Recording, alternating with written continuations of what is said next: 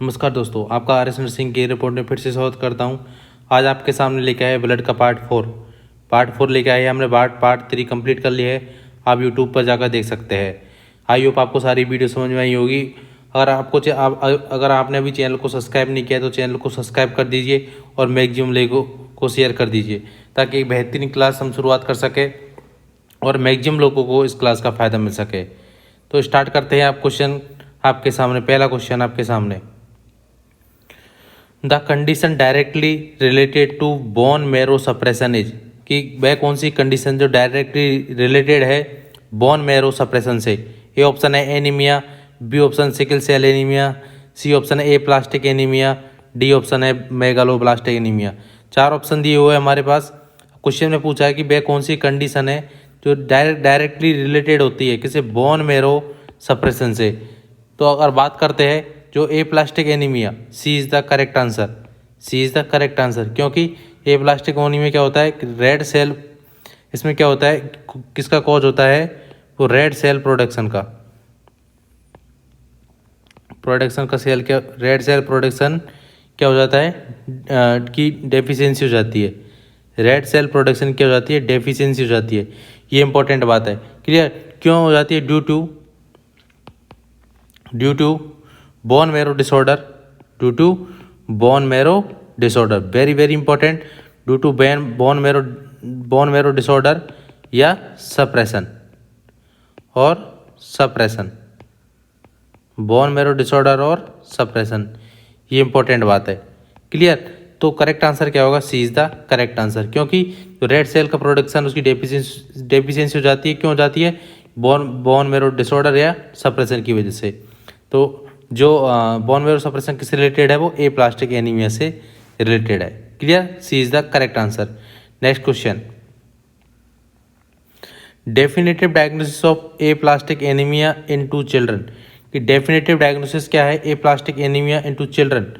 A option decrease haemoglobin level, B option decrease level of haematocrit, C option है increase size of RBC, then D option है bone marrow aspiration. अगर बात करते हैं कि definitive बोलता है कन्फर्मेटिव डायग्नोसिस क्या होगा, डेफिनेटिव बात कर सकते हैं, फिर हम कन्फर्मेटिव डायग्नोसिस बात कर सकते हैं।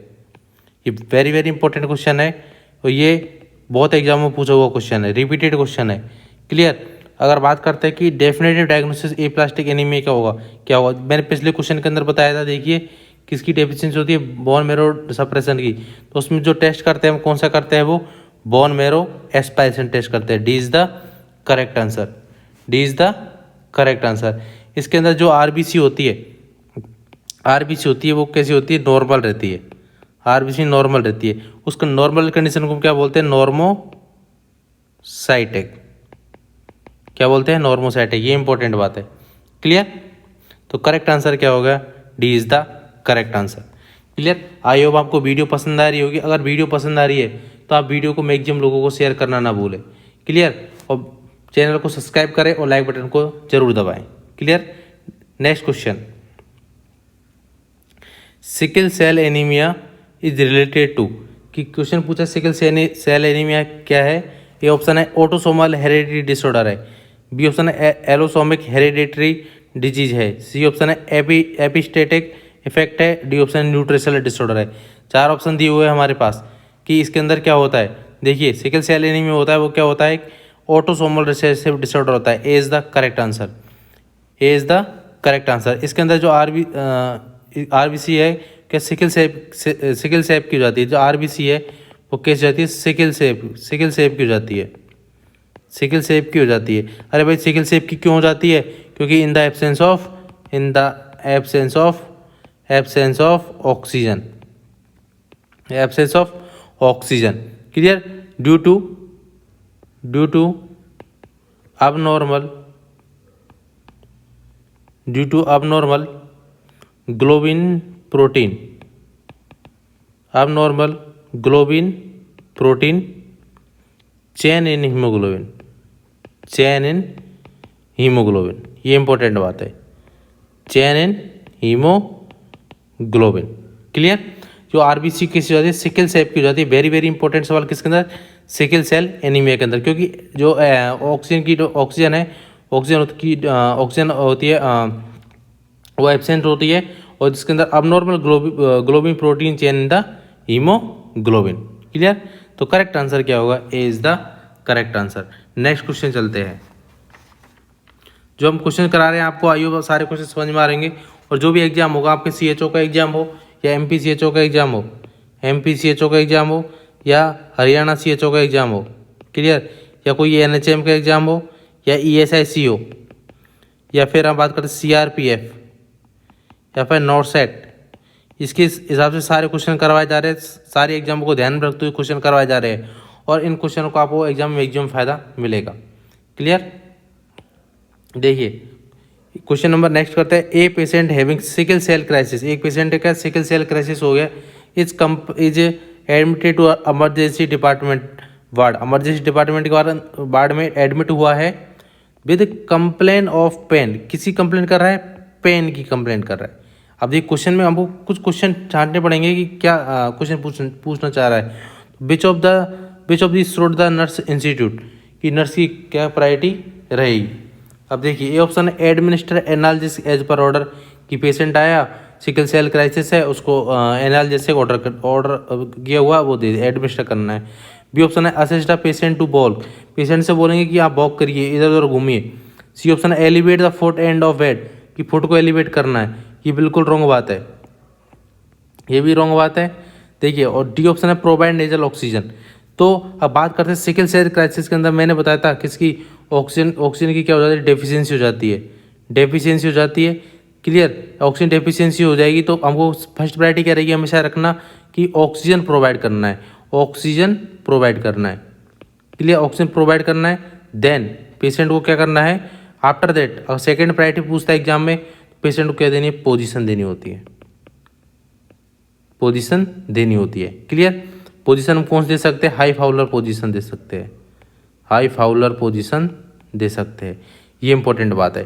क्लियर? तो पेशेंट को एडमिनिस्टर एनालिसिस नहीं दे सकते, तो D is the correct answer. Patient को क्या करना है, फर्स्ट प्रायोरिटी पूछा है इसमें, नर्स फर्स्ट क्या करेगी, वो करेगी नेजल ऑक्सीजन देगी। नाक के नेजल ऑक्सीजन क्या होता है, नोज के द्वारा ऑक्सीजन देना होता है, नेजल ऑक्सीजन।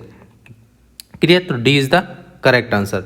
क्वेश्चन को हमको समझना पड़ेगा, सिकल सेल क्राइसिस पूछा है, क्राइसिस वाली कंडीशन के अंदर हमेशा याद रखना ऑक्सीजन प्रोवाइड करते हैं, तो D is the correct answer. Clear? Next question, most common manifestation of sickle cell anaemia, कि मोस्ट कॉमन क्लिनिकल मैनिफेस्टेशन क्या है सिकल सेल एनीमिया के अंदर। देखिए अब बात करते हैं सिकल सेल एनीमिया के अंदर मोस्ट कॉमन क्या होता है। देखिए पेशेंट को ए ऑप्शन सीवियर एनीमिया हो जाएगा, बी ऑप्शन हीमोलाइटिक क्राइसिस हो जाएगा, सी ऑप्शन स्क्विंटेनिक क्राइसिस हो जाएगा, then D repeated episode of skeletal pain, कि उस पेशेंट को रिपीटेड स्केलेटल पेन होगा। और बात करते हैं कि मोस्ट कॉमन पूछा है एग्जाम में, क्या पूछा है, मोस्ट कॉमन, ये इंपॉर्टेंट चीज़ है, मोस्ट कॉमन पूछा है। क्लियर? और मोस्ट कॉमन की बात करते हैं तो वो होता है पेशेंट को रिपीटेड स्केलेटल पेन होता है, D is the correct answer, D is the correct answer. जो स्क्विंटल क्राइसिस होता है वो भी, ये भी किस रिलेटेड होता है, रिलेटेड किस होता है, ये भी सिकल सेल एनीमिया से रिलेटेड होता है, किससे, सिकल सेल एनीमिया से रिलेटेड होता है, ये इंपॉर्टेंट बात है, किससे रिलेटेड होता है, सिकल सेल एनीमिया से रिलेटेड होता है। और बात करते हैं इसके अंदर अब पेशेंट बात करते जो पेनफुल, इसके अंदर पेशेंट के अंदर पेनफुल एपिसोड आते हैं, पेनफुल एपिसोड आते हैं, उसको हम क्या बोलते हैं, हम क्राइसिस बोलते हैं, क्या बोलते हैं, क्राइसिस बोलते हैं, ये इंपॉर्टेंट बात है। क्लियर? जो किसको अफेक्ट करता है, मोस्टली अफेक्ट की बात करते हो एक्सट्रीमिटीज को अफेक्ट करेगा, एक्सट्रीमिटीज को अफेक्ट करेगा, देन बैक,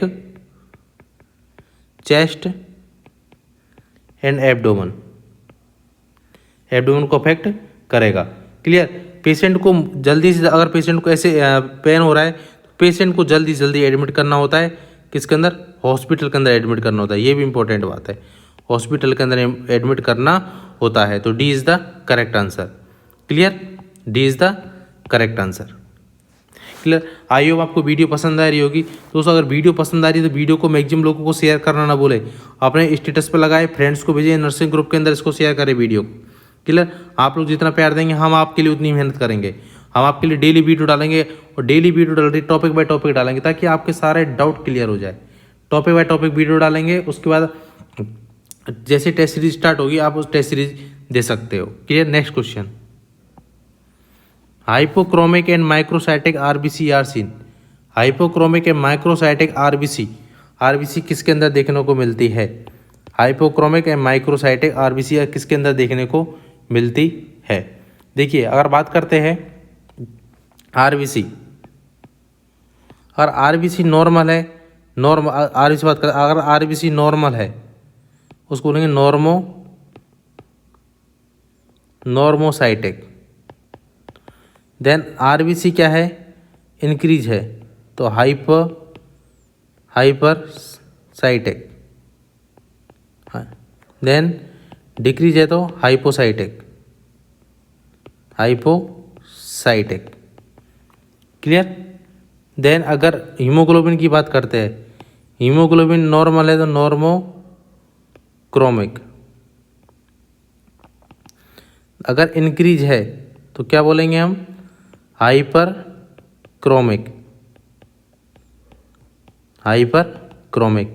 अगर डिक्रीज है तो क्या बोलेंगे? हाइपोक्रोमिक। ये इंपॉर्टेंट बात है, डिक्रीज है तो क्या बोलेंगे? हाइपोक्रोमिक। क्लियर। अब क्वेश्चन पूछा हाइपोक्रोमिक मतलब क्या हो गया? आरबीसी एचबी का साइज भी क्या है? डिक्रीज है। देन माइक्रोसाइटिक, सॉरी यहाँ पर इसको हाइपो नहीं बोलेंगे, यहाँ पर इसको बोलेंगे मैक्रोसाइटिक। अगर डिक्रीज तो मैक्रोसाइटिक और डिक्रीज है तो माइक्रोसाइटिक, ऐसे ही बोल सकते हैं। क्लियर। तो क्वेश्चन पूछा माइक्रोसाइटिक आरबीसी है तो उसको हम क्या बोलते वो होती है आरबीसी डिक्रीज होना। तो कौन सी कंडीशन के अंदर देखने को मिलती है? ये आयरन डेफिशिएंसी एनीमिया के अंदर देखने को मिलती है। ये इंपॉर्टेंट बात है, किसके अंदर देखने को मिलती है? आयरन डेफिशिएंसी एनीमिया के अंदर। देखिए, आरबीसी की बात करते हैं, आरबीसी का नॉर्मल साइज कितना होता है? 7.2 माइक्रोन। और इससे कम हो रहा है तो उसको हम क्या बोलेंगे? अगर आरबीसी के साथ डिक्रीज हो रहा है उसको हम बोलेंगे, क्या बोलेंगे? माइक्रोसाइटिक। क्लियर। 7.2 से कम हो रहा है। देन हीमोग्लोबिन की बात करते हैं, और हीमोग्लोबिन 30 पीटोग्राम, वेरी वेरी इंपॉर्टेंट, 30 पीटोग्राम से कम है उसको हम बोलेंगे हाइपोक्रोमिक। क्या बोलेंगे? हाइपोक्रोमिक। ये इंपॉर्टेंट बात है। तो करेक्ट आंसर क्या होगा? C is the correct answer. Next question,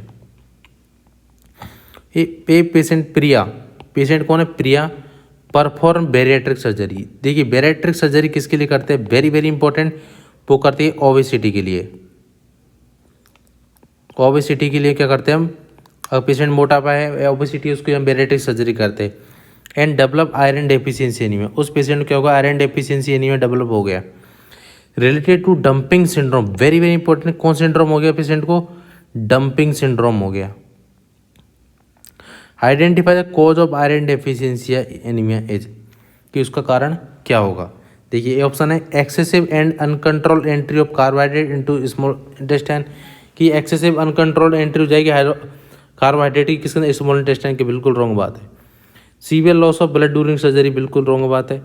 less and difficult intake, ये भी रॉन्ग बात है। Poor absorption of iron and calcium due to surgery, D is the correct answer. क्योंकि क्वेश्चन पूछा कि वो तो सब रहा है, लेकिन ये भी होगा, ब्लड लॉस भी हो सकता है, अनकंट्रोल एंट्री हो सकती है, लेस डिफिकल्ट इनटेक हो सकता है, लेकिन क्वेश्चन क्या पूछा? आयरन डेफिशिएंसी एनीमिया के अंदर पूछा है।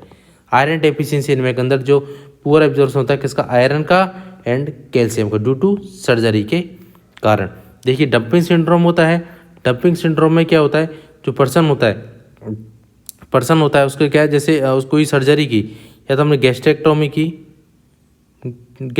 की या बैरिएट्रिक सर्जरी की, कोई सी सर्जरी की, सर्जरी करने के बाद जो पर्सन होता है उसका स्टोमक में जो फूड है वो रहता नहीं है। स्टोमक से फूड क्या हो जाता है? पास हो जाता है।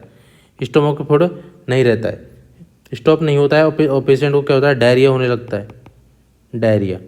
डायरिया होगा तो पेशेंट डिहाइड्रेशन के अंदर जाएगा। एक साइन सिम्टम देखने मिलता है, वो होता है स्वेटिंग। बहुत इंपॉर्टेंट साइन, पेशेंट को बहुत ज़्यादा क्या होने लगती है? स्वेटिंग होने लगती है।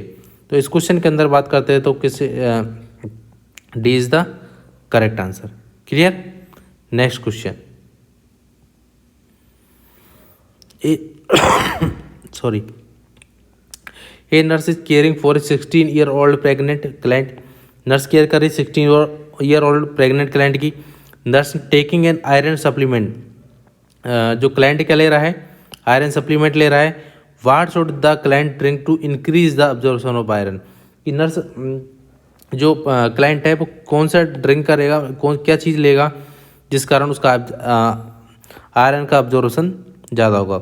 एक ये ऑप्शन है, एक cup of hot T, hot T लेने से कुछ नहीं होगा, उसका अब्जॉर्प्शन ज़्यादा नहीं तो डिक्रीज होता है। Glass of milk, very very important, glass of Dick से हमेशा रखना कैसे होता है, डिक्रीज एब्जॉर्प्शन होता है। क्या होता है, डिक्रीज एब्जॉर्प्शन होता है, ये इंपॉर्टेंट बात है। क्लियर, डिक्रीज एब्जॉर्प्शन होता है। Clear. Then a glass of orange juice, बिल्कुल सही बात है, अगर glass of orange juice C is the correct answer. ये बहुत एग्जाम पूछा हुआ क्वेश्चन है और very very very important question है कि हमेशा कि आयरन को हमेशा किसके साथ लेते हैं, सिट्रस फ्रूट या विटामिन सी के साथ लिया जाता है, ये इंपॉर्टेंट बात है। क्लियर। तो D is the wrong answer, तो C is the correct answer. अब बात करते हैं, देखिए दोस्तों, कि अगर पेशेंट है और उसको क्या है, जैसे हम बात की उसको आयरन देना है, आयरन देने के लिए हम देखिए तो हम बात करते हैं आयरन देने के लिए हमेशा मल्टीविटामिन, साथ में मल्टीविटामिन दे सकते हैं, ये पूछा हुआ सवाल है। देन फ्रूट जूस दे सकते हैं कि इन कंडीशन के अंदर हम इसको साथ दे सकते हैं। Then citrus food, citrus food के अंदर बात करते हैं। देन और ऑरेंज वाला बात करते हैं, लेमन वाला, ये दे सकते हैं। क्लियर। दैट जो क्या है, जो विटामिन सी के जो रिचेस्ट सोर्स होते हैं उनको हम इसके साथ दे सकते हैं। क्लियर। जो आयरन का बेटर अब्जॉर्प्शन होता है वो फेरस फॉर्म में होती है, आयरन होती है उसकी आयरन होता है उसका बेटर अब्जॉर्प्शन किस फॉर्म होता है फेरस के रूप में। किसके रूप में होता है, फेरस के रूप में, ये इंपॉर्टेंट बात है। क्लियर। तो C is the correct answer. Next question,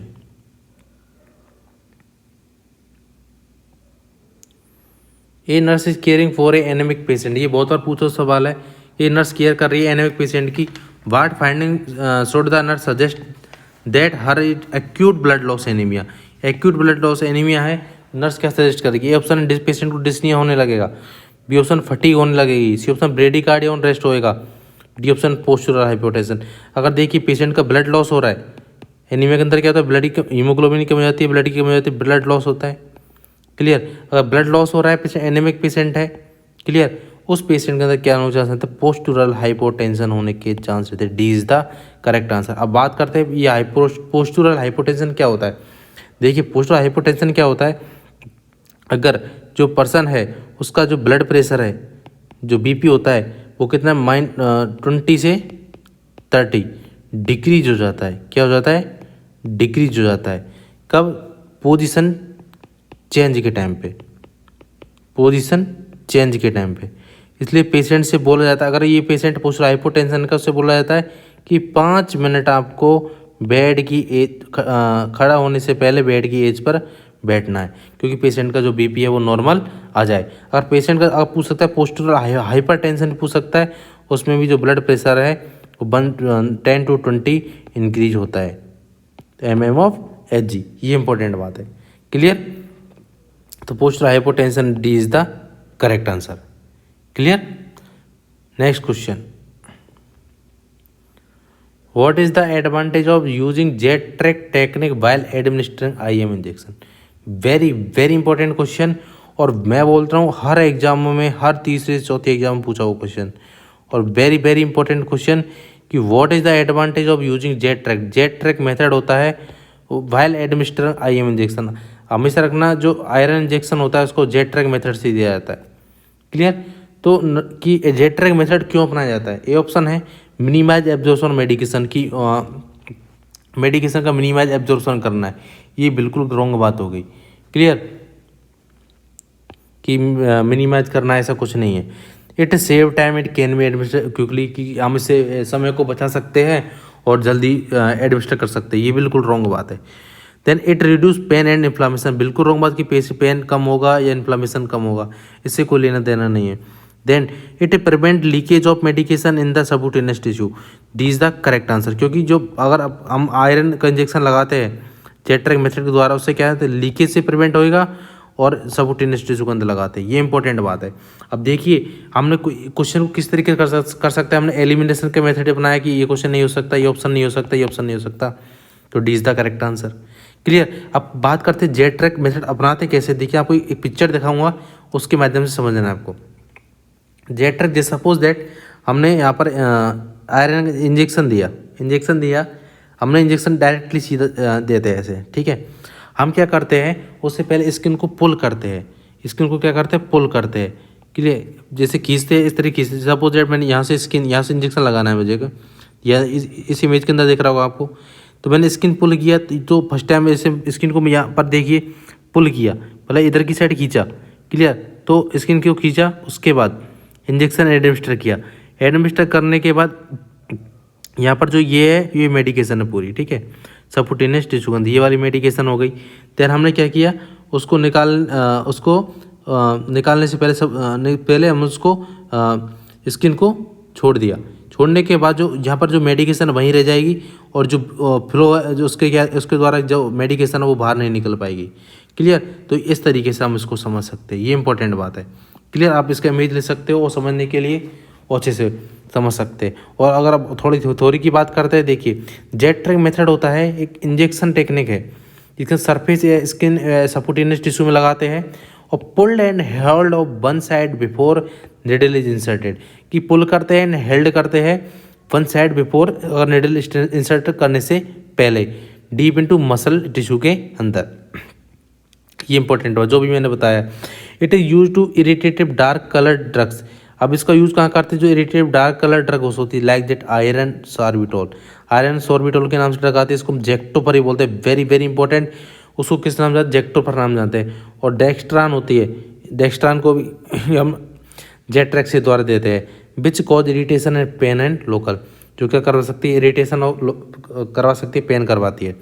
then इसको very very important deep gluteal में देते हैं, डीप ग्लूटियल या वेंट्रो ग्लूटियल मसल में देते हैं। Then very very important, in such situation never rub the site after injection, कभी भी हमारी आदत होती है कि अगर किसी पेशेंट को आईएम इंजेक्शन लगाया उसके बाद हम उसको रब करते हैं, या अगर कोई आईएम लगा रहे हैं तो कभी भी उसको रब नहीं करना है, ये बहुत इंपॉर्टेंट बात है। और जेट्रिक मेथड में तो करना ही नहीं है, कि इन कोई सी सिचुएशन हो उसके अंदर नेवर, कभी भी रब नहीं करना है, ये इंपॉर्टेंट बात है जेट्रिक मेथड के अंदर। अब आई होप आपको अच्छे से समझ में आ गया हो कि जेट्रिक मेथड क्या होता है। क्लियर। तो D is the correct answer. Clear दोस्तों। ऐसे ही हम सारी वीडियो को क्लियर करते हुए चलेंगे, ताकि आपको कोई भी डाउट रहे वो डाउट आपको नया रहे। Clear. Next question, inherent sex linked bleeding disorder कौन सा है, इनहेरिटेंट सेक्स ब्लीडिंग डिसऑर्डर कौन सा है। अब बात करते हैं कि कौन सा डिसऑर्डर, ए ऑप्शन है haemophilia, B option thalassaemia, C option sickle cell disease, D option है पेर्पुरोड। तो करेक्ट आंसर की बात करते हैं वो तो हमने बताया थैलेसीमिया भी ऑटोसोमल डिसऑर्डर है, सिकल सेल भी ऑटोसोमल डिसऑर्डर होता है। सॉरी, हीमोफीलिया होता है वो हेरिटेड सेक्स लिंक्ड डिसऑर्डर होता है, इज द करेक्ट आंसर। जिसके अंदर बताया था मैंने ब्लीडिंग टाइम होता है उसमें कोई भी अनचेंज होता है, ब्लीडिंग टाइम में कोई भी चेंज नहीं होता। पिछली वीडियो के अंदर बताया था, अगर आप पिछली वीडियो देखते हुए आ रहे हैं तो आपको 100% डाउट क्लियर हो रहे होंगे कि सर हाँ बिल्कुल बेस्ट वीडियो लग रही है। जो रेगुलर क्लास ले रहा है उसको एक भी डाउट नहीं रह रहा है क्लास के अंदर। इसके अंदर सिर्फ क्लोटिंग टाइम होता है, जो क्लोटिंग टाइम होता है एंड एपीटी टाइम होता है, active partial prothrombin time. Clear. APT time होता है वो क्या होता है, इंक्रीज हो जाता है, क्या हो जाता है, इंक्रीज हो जाता है। ये इंपॉर्टेंट बात है। क्लियर। तो A is the correct answer. Next question, drug contraindicate into haemophilia, ये हीमोफीलिया के अंदर कौन सी ड्रग कॉन्ट्राइंडिकेट होती है। देखिए अब बात करते हैं मॉर्फिन। मॉर्फिन होती है वो क्या करवाती है, मॉर्फिन ड्रग होती है ओपियोइड होती है, ओपियोइड होती है। ये क्या करवाती है, रेस्पिरेटरी से साइड इफेक्ट होता है वो करवाती है रेस्पिरेटरी डिप्रेशन। करवाती है रेस्पिरेटरी डिप्रेशन, रेस्पिरेटरी डिप्रेशन करवाती है। और इस पेशेंट को अगर एग्जाम सवाल पूछ सकता है कि एक पेशेंट है उसका 12 breath per minute, respiration 12 breath per minute से कम हो रहा है, उस पेशेंट को मॉर्फिन को क्या कर सकते हैं, स्टॉप कर देते हैं। मॉर्फिन को क्या करते हैं, स्टॉप कर देते हैं। वेरी वेरी इंपॉर्टेंट सवाल, क्लियर। एक इसका एंटीडोट पूछता है कि एंटीडोट क्या होगा इसका, तो याद रखना एंटीडोट क्या होगा इसका, होता है नैलेक्सोन। ये सारे सवाल पूछे हुए सवाल है कि एंटीडोट क्या होगा इसका, नैलेक्सोन एंटीडोट होता है। देन एक सवाल पूछता है मॉर्फिन को किसके साथ मिक्स करते हैं, मॉर्फिन को हमेशा नॉर्मल सलाइन के साथ मिक्स करते हैं, नॉर्मल सलाइन के साथ मिक्स करते हैं। तो then ciprofloxacin, then penicillin, penicillin की बात करते हैं हम। पेनिसिलिन होती है, उसकी खोज की थी अलेक्जेंडर फ्लेमिंग ने, 1928 में इसकी खोज की थी, लेकिन 1951 के अंदर इसको यूज किया गया था। तो ऑप्शन, दोनों ऑप्शन आते हैं, तो किसको आंसर करेक्ट करना है, 1951 को करेक्ट करना है। तो drug contraindicate haemophilia, aspirin is a contraindicate होती है। अब क्यों होती है एस्पिरिन कॉन्ट्राइंडिकेट, देखिए एस्पिरिन होती है वो कौन सी ड्रग है, ड्रग ऑफ चॉइस के अंदर किसके अंदर है, वो एमआई के अंदर ड्रग ऑफ चॉइस होती है। ये कौन सी है, एंटी प्लेटलेट ड्रग होती है। कौन सी ड्रग होती है, एंटी प्लेटलेट ड्रग होती है, एंटी प्लेटलेट ड्रग होती है, क्लियर। तो बात करते हैं कि ये क्या करती है, इंक्रीज चांस ऑफ ब्लीडिंग, ये ब्लीडिंग के चांस को इंक्रीज कर देती है। इसलिए मैंने बताया था कि एस्पिरिन होती है वो किसके अंदर कॉन्ट्राइंडिकेट होती है। देखिए दोस्तों, किसके अंदर कॉन्ट्राइंडिकेट होती है, मैंने बताया था कौन कौन ड्रग के अंदर, हेपेरिन के अंदर बताया था पिछली वीडियो के अंदर, वारफेरिन के अंदर बताया था, देन हीमोफीलिया के अंदर भी हीमोफीलिया के अंदर भी ये कॉन्ट्राइंडिकेट होती है। तो A is the correct answer, clear. Next question, which is the most common feature of a child with haemophilia, कि मोस्ट कॉमन फीचर क्या होगा, मोस्ट कॉमन फीचर क्या होगा।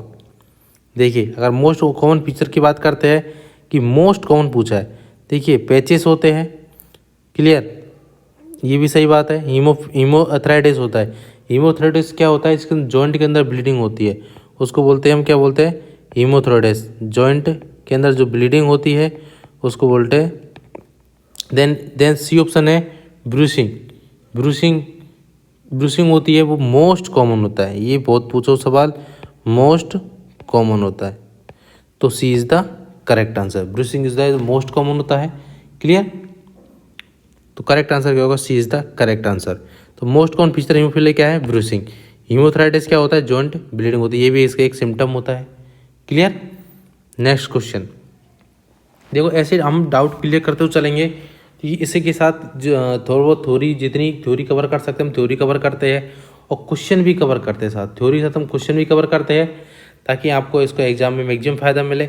और क्योंकि जो छोटे छोटे डाउट होते हैं एग्जाम में, छोटी छोटी बात होती है वो सिलेक्शन करवाती है, छोटे छोटे क्वेश्चन होते हैं वो सिलेक्शन करवाते हैं। बड़े क्वेश्चन तो हर कोई कर लेता है, थोड़ा दिमाग लगा के, लेकिन हमको एग्जाम में क्या करते हैं, जो छोटे क्वेश्चन आते हैं उनको थोड़ा लाइटली नहीं लेते हैं, और वो क्वेश्चन गलत हो जाते हैं। जब एग्जाम से बाहर निकल के आते हैं तो सोचते हैं कि काश ये क्वेश्चन सही हो जाता, क्लियर। तो हम इस वीडियो में बड़े क्वेश्चन, छोटे क्वेश्चन, सब तरह के क्वेश्चन सॉल्व कर रहे हैं। Then next question, a patient with haemophilia, patient किसका है, हीमोफीलिया का, brought to the emergency department, emergency department के अंदर लाया गया उसको, clear. After injury his knee, किसकी इंजुरी है, नी की, the nurse should the anticipate need to administer, तो नर्स उसको क्या एंटिसिपेट करेगी कि उसको एडमिनिस्टर करना है। बात करते हैं तो हमेशा रखना, प्लेटलेट एडमिनिस्टर नहीं करते, ग्लूटामिक फैक्टर 7 एडमिनिस्टर नहीं करते, आरबीसी एडमिनिस्टर नहीं करते, FFP, आपने नाम सुना होगा FFP, फ्रेश फ्रोजन प्लाज्मा, जिसकी लाइफ स्पान कितनी होती है, हम बात करते हैं लाइफ स्पान कितनी होती है फ्रेश प्लाज्मा की स्टोर करने की, 1 ईयर होती है। कितनी होती है, 1 ईयर। उसको हम क्या करते हैं, एडमिनिस्टर करते है। तो A is the correct answer, ये इंपॉर्टेंट बात है। Clear, A is the correct answer. Clear. Next question, which of the following instruction is most important when teaching home management of a child with haemophilia. और एक patient है वो haemophilia का है। Clear, तो नर्स क्या इंपॉर्टेंट इंस्ट्रक्शन देगी पर हीमोफीलिया वाले, और हम उसको होम मैनेजमेंट के लिए कर रहे हैं। Option, tooth brush should be held under warm water before use, कि टूथ ब्रश को हम गर्म करेंगे वाटर में उसको यूज़ करने से पहले। बी ऑप्शन है, aspirin should be use in joint pain. देखिए मिलता है हीमोफीलिया के अंदर तो हम इसको कॉन्ट्राइंडिकेट करते हैं, तो बिल्कुल ये तो रॉन्ग बात हो गई। Then give medication to treat haemophilia, patient से बोलना है कि जितनी मेडिकेशन दी है वो लो, जितनी मेडिकेशन दी आप उनको यूज़ करो, कुछ नहीं करना है, ये भी रॉन्ग बात हो गई। Then instruct to play basketball, कि इंस्ट्रक्ट करेंगे पेशेंट को कि आप बास्केटबॉल खेलो। अगर बास्केटबॉल खेलेगा तो पर्सन उसको क्या हो जाएगी, इंजरी हो जाएगी। इंजरी हो जाएगी तो ब्लीडिंग डिसऑर्डर है, तो उसको ब्लीडिंग उसको टाइम नहीं होता। D is the wrong answer. अब करेक्ट आंसर हमारे पास क्या बचा, ए, कि tooth brush should be held warm water before use, ये उसको यूज़ करने से पहले हम उसको क्या करते हैं, गर्म करते हैं। ये इंपॉर्टेंट बात है। क्लियर। और जो जैसे लाइक दैट बास्केटबॉल हुआ, देन बात करते हैं हम बास्केटबॉल, हॉकी हुआ, इनको सबको हम कॉन्ट्रा इंडिकेट करते हैं। पर्सन को सिर्फ जो स्ट्रेंथ मसल होती है, स्ट्रेंथ मसल के लिए हम जैसे स्विमिंग वगैरह करवाने के लिए बोलते हैं, स्विमिंग वगैरह के लिए हम पेशेंट को एडवाइज करते हैं। अब बात करते हैं कि इसका यूज क्यों करते हैं, कि गर्म क्यों करते हैं, टू अवॉइड गम इंजरी, की पर्सन को क्या नहीं हो, गम इंजरी ना हो। ये इंपॉर्टेंट बात है। तो A is the correct answer. Clear दोस्तों, करेक्ट आंसर क्या हो गया, A is the correct answer. Next question, gold standard diagnosis of leukaemia is, कि गोल्ड स्टैंडर्ड डायग्नोसिस क्या होगा ल्यूकेमिया का। क्लियर। अब बात करते हैं गोल्ड स्टैंडर्ड की, पूछा एग्जाम में, तो गोल्ड स्टैंडर्ड क्या होता है, बोन मैरो बायोप्सी। क्या होता है, bone marrow biopsy. Bone biopsy wrong answer exam में सवाल दे सकता है। बोन एक्सरे भी रॉन्ग है, ब्लड कल्चर भी रॉन्ग है। तो गोल्ड स्टैंडर्ड पूछा है वो होता है बोन मैरो बायोप्सी। क्लियर। और याद रखना ल्यूकेमिया होता है, ल्यूकेमिया को हम क्या बोलते हैं, ल्यूकेमिया को हम क्या बोलते हैं, ल्यूकेमिया को ब्लड कैंसर के नाम से भी जानते हैं, ब्लड कैंसर के नाम जानते हैं। क्लियर। हम इसको कन्फर्मेटिव किससे करते हैं, ये एग्जाम पूछ सकता है, गोल्ड स्टैंडर्ड या कन्फर्मेटिव। कि क्लियर, किसको माइक्रोस्कोपिक एग्जामिनेशन करते हैं, क्या करते हैं, माइक्रोस्कोपिक एग्जामिनेशन करते हैं। माइक्रोस्कोपिक एग्जामिनेशन करते हैं तो क्या करते हैं, बोन मैरो सेल को देखते हैं। क्या देखते हैं, बोन मैरो सेल को, bone marrow cell to see abnormal malignant cell, abnormal malignant cell, ये इंपॉर्टेंट बात है। क्लियर। तो C is the correct answer. Bone marrow cell को देखते माइक्रोस्कोप एग्जामिनेशन के द्वारा अब नॉर्मल मैलिग्नेंट सेल को देखा जाता है। क्लियर। तो C is the correct answer. I hope दोस्तों वीडियो पसंद आ रही है। अगर वीडियो पसंद आ रही है तो वीडियो को मैक्सिमम लोगों को शेयर करना ना भूलें। शेयर करना इज़ द फर्स्ट प्रायोरिटी। आप आपके लिए इतनी मेहनत करें, आप वीडियो को मैक्सिमम लोगों को शेयर करें ताकि हम आपके लिए डेली अच्छी से अच्छी वीडियो ला सकें। ए चाइल्ड विद ल्यूकेमिया, पेशेंट क्या है, ल्यूकेमिया है, ब्लड कैंसर है, तो पेशेंट क्या हो रहा है, नोजिया। नोजिया क्या होता है कि वोमिटिंग जैसी फीलिंग आती है, वोमिटिंग जैसी क्या होती है, पर्सन को फीलिंग आती है वोमिटिंग। क्लियर। तो शुड द ऑफर, नर्स उसको क्या ऑफर करेगी, ऑप्शन है cold clear fluid and plain water offer करेगी। क्लियर। देन बात करते हैं वार्म क्लियर फ्लूइड प्रोवाइड करेगी। Then low protein diet, then low calorie diet. बात करते हैं जो पर्सन होता है, अगर उसको हम हमेशा रखना कि कौन सा कोल्ड क्लियर फ्लूइड या प्लेन वाटर ऑफर करते हैं। देखिए जो ल्यूकेमिया पेशेंट होता है उसको हम क्या करते हैं, हमेशा रखना हाई कैलोरी डाइट देते हैं। कौन सी डाइट, हाई कैलोरी डाइट देते हैं, हाई कैलोरी डाइट देते हैं। Then high protein, high calorie, high protein, high carbohydrate, तीनों चीज़ क्या देते हैं हम, हाई देते हैं। High carbohydrate. क्लियर? क्यों देता है ये ज़्यादा? क्योंकि लिटिल च्यूइंग के लिए, लिटिल च्यूइंग कि अब पर्सन जो ज़्यादा चबाए नहीं, लिटिल च्यूइंग करे। और कोल्ड क्लियर फ्लूइड देते हैं, या फिर हम क्या कर सकते हैं, प्लेन वाटर देते हैं। ये इंपॉर्टेंट बात है। क्लियर? क्या देते हैं? Plain water. तो high calorie, high protein, high carbohydrate and plain water apply करते किसके? ल्यूकेमिया के पेशेंट के अंदर। तो A is the correct answer. Next question, Epstein Barr virus specially affect. Epstein Barr virus होता है स्पेशली किसको अफेक्ट करता है? क्लियर?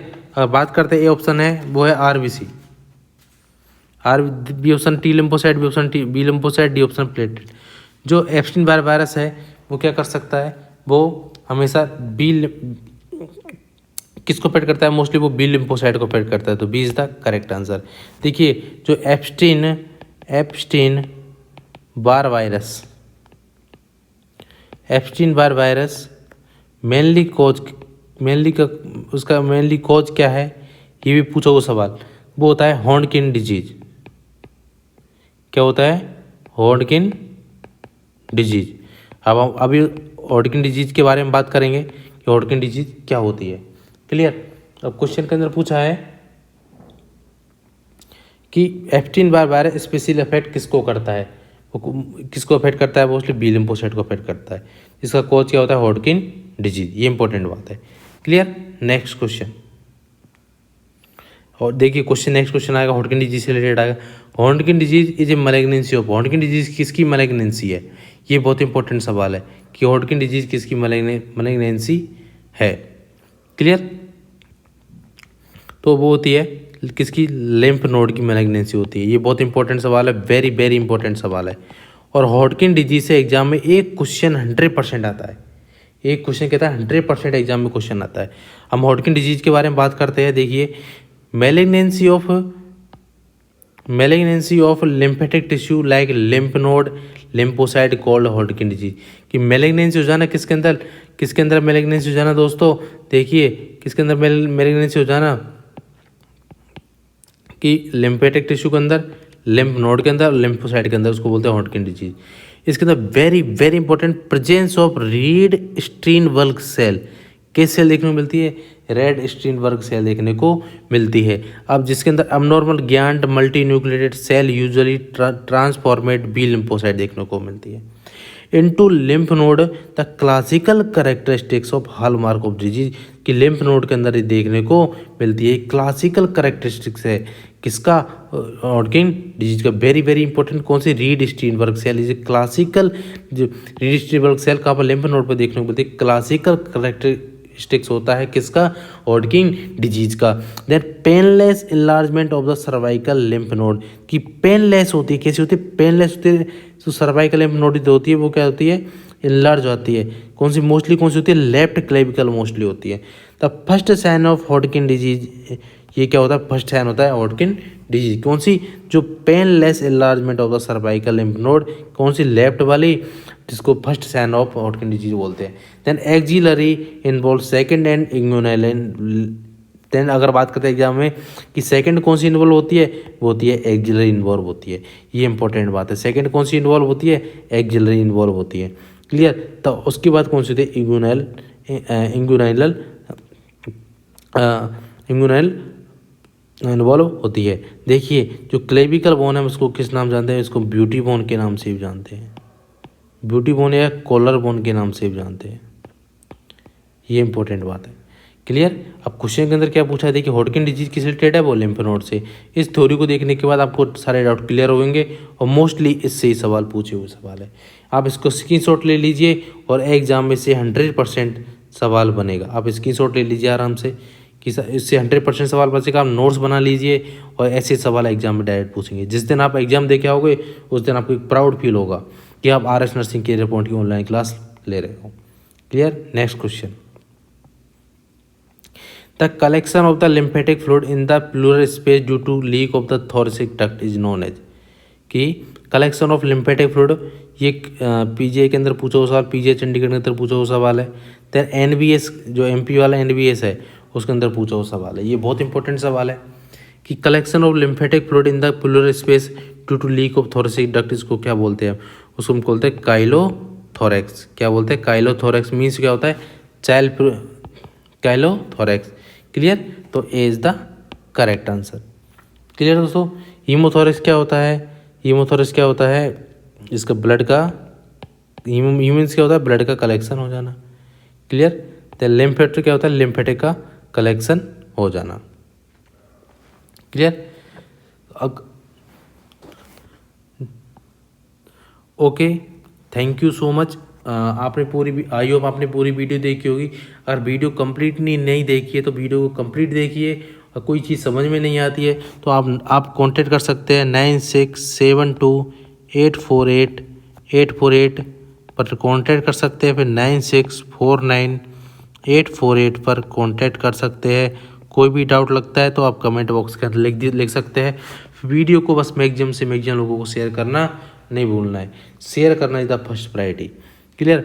आई होप आपको वीडियो पसंद आई होगी, और आपने चैनल को सब्सक्राइब नहीं किया, चैनल को सब्सक्राइब जरूर करें और वीडियो को मैक्सिमम लोगों के साथ शेयर करें।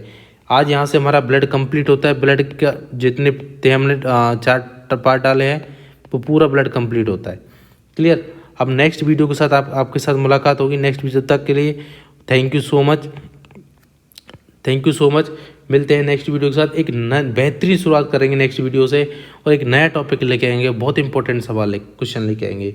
Okay, thank you so much. Channel के साथ जुड़े रहिए, ऐसी बेहतरीन क्वेश्चन आपके सामने लाए जाएंगे। Thank you so much.